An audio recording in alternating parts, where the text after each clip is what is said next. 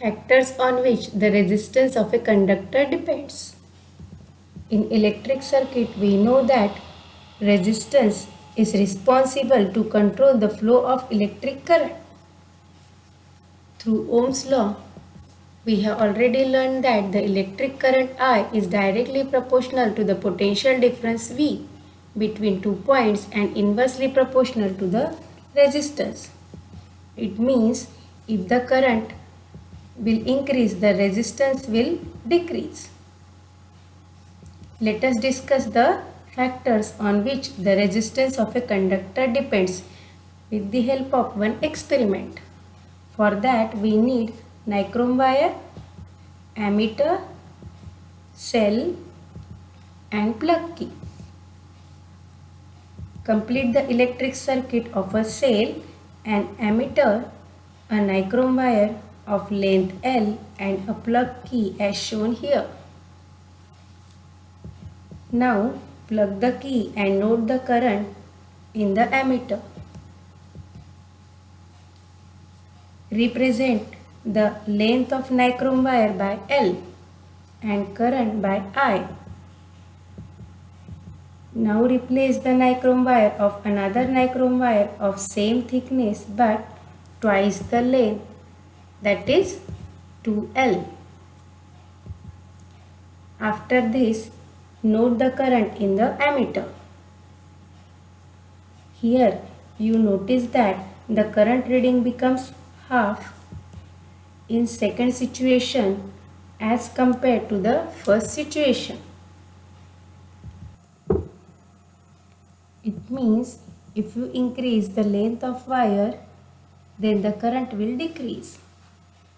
Current I is inversely proportional to length L.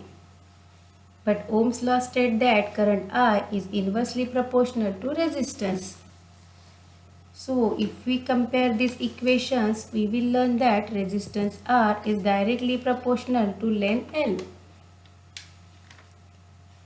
Resistance of a conductor depends on length of wire.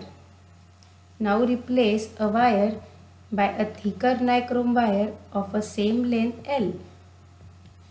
We know that the thicker wire has larger cross-sectional area.